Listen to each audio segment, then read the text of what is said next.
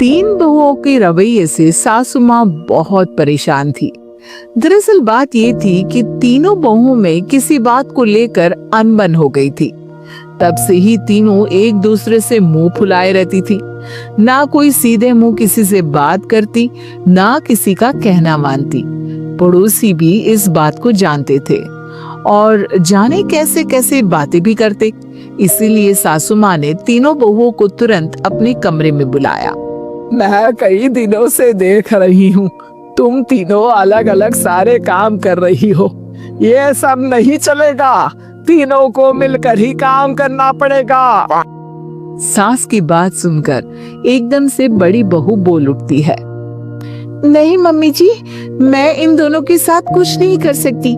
मैं इस घर की बड़ी बहू हूँ, फिर भी ये मेरा कहना बिल्कुल भी नहीं मानती। अरे जेठानी जी, जानबूझकर मुझे डबल काम करवाती है आप, और छोटी मुझसे टेढ़े मुंह ही बात करती है। इन दोनों के बीच हमेशा सैंडविच बन जाती है मेरी, और मैं हमेशा आलू की तरह बीच में मसली जाती हूँ। मम्मी जी, इन दोनों को लगता है कि मैं छोटी हूँ तो इनके पैरों तले दब जाऊंगी, लेकिन नहीं, मेरा भी उतना ही अधिकार है जितना इन दोनों का है। बढ़िया आई दोनों मेरी चुगली करने के लिए, मुझे क्या कम समझ रखा है। तीनों बहू एक दूसरे से बहस करने लगती है और सास दोबारा ये देखकर टेंशन में आ जाती है और सबसे कहती है, चुप हो जाओ, अब से तुम तीनों सारे काम एक साथ करोगी। आंख बंद करके एक दूसरे की बात सुनोगी। तुम तीनों इस बात को गांठ बांध लो, वरना अगली छुट्टियों में तुम्हारा अपना मायके जाना कैंसिल। सास की बातें सुनकर डर के मारे तीनों हामी भर देती हैं। जी मम्मी जी, मैं समझ गई। हाँ मम्मी जी, जैसा आप कहें, आप जो कहेंगे मैं वही करूंगी। तीनों बहू सास की बात को गांठ बांध लेती है और वादा करती है कि अब से सारे काम वो तीनों एक साथ मिलकर ही करेंगी। ये सब देखकर सास खुश हो जाती है और वहां से चली जाती है। नीचे जाकर वो देखती है कि घर में शर्मा जी आए हुए होते हैं। सास जोर से आवाज लगाकर कहती है, अरे बहू, जरा चाय बनाकर तो लाना, शर्मा जी आए हैं। सास की बात सुनकर तीनों बहू तुरंत किचन की ओर भागती है और चाय बनाना शुरू कर देती है। मुझे तो एकदम मसाले वाली कड़क चाय पसंद है, तो हम शर्मा जी के लिए मसाले वाली चाय ही बनाएंगे। अरे नहीं दीदी, गर्मी के मौसम में मसाला चाय कौन पीता है? मैं तो शर्मा जी के लिए इलायची वाली चाय ही बनाऊंगी। ये कैसी बात कर रही हैं आप दोनों? मेरी मम्मी ने सिखाया है कि मेहमान को ज्यादा दूध और शक्कर वाली चाय देनी चाहिए, वरना वो घर वालों को कंजूस समझते हैं। तो मैं तो शर्मा जी को ऐसी ही चाय दूंगी। तीनों बहुएं अपने अपने तरीके से चाय में शक्कर, मसाला, पत्ती सब डाल देती है।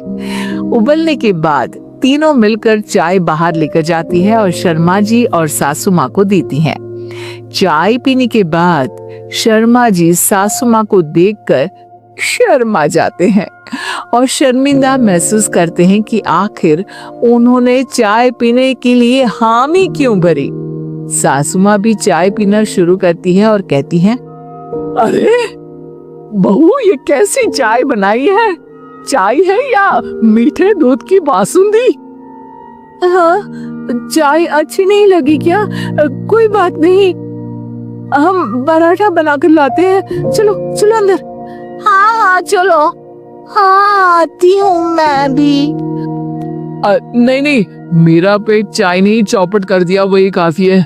पराठे से पोपट नहीं करवाना, मैं तो चलता हूँ। शर्मा जी चुपचाप पतली गली से निकल जाते हैं। अगले दिन सास बहुओं से कहती है, अरे बहू, जाओ जाके ऊपर के गेस्ट हाउस की सफाई कर दो।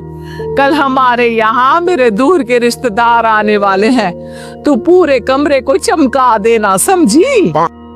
तीनों बहू सास की बात को मानकर ऊपर सफाई करने चली जाती है और तीनों कमरे की सफाई चालू कर देती है।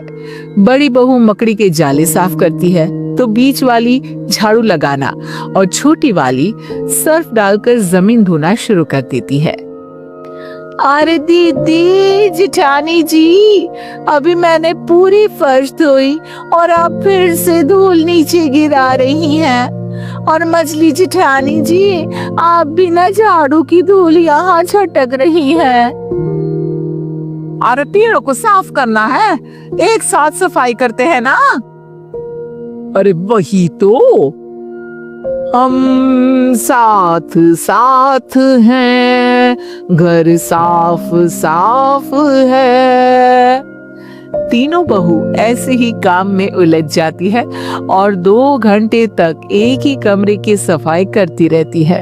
बहुत देर से अपनी बहुओं को ना देखने के कारण सास ऊपर कमरे में उन्हें देखने जाती है, लेकिन कमरे में घुसते ही वो गीली फर्श पर फिसलने के कारण नीचे गिर जाती है।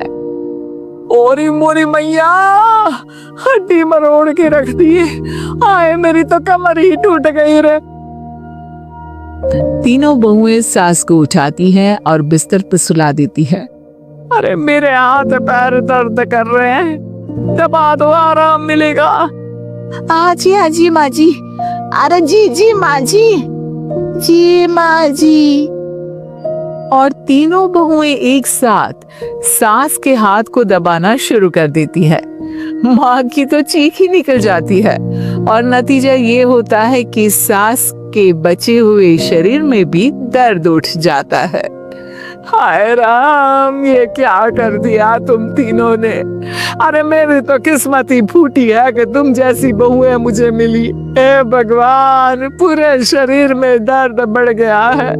अब तो पता नहीं कि चल भी पाऊंगी या नहीं। माफ करो, मुझे गलती हो गई मुझसे कि तुम तीनों को एक साथ काम करने के लिए बोला। सोचा था तीनों मिलके अच्छे से काम करेगी, लेकिन बड़े बुजुर्ग सही कहते थे कि 3 तिगाड़ा काम बिगाड़ा। तुम लोगों ने ये बात ना आज साबित करके दिखा दी। तुम तीनों को तो समझाना यानी मानो भैंस के आगे भी न बजाना है। तुम्हें अकेले अकेले काम करना है ना, तो अब से तुम अकेले ही अपना अपना काम करो। तीनों बहुएं वहां से जाने लगती है। अरे कहाँ जा रही हो? आप ही ने तो कहा कि अपना अपना काम करो, तो मुझे मुल्तानी मिट्टी लगानी है। अरे मुझे भी तो नेल पॉलिश लगानी है। मुझे ना मेहंदी लगानी है। सास अपना सर पीट लेती है और कहती है, अरे मुझे भी लगाना है कुछ। क्या माँ जी? क्या माँ जी? क्या माँ जी? तुम्हारे घर वालों को फोन तुम्हारी हरकतें बताने के लिए।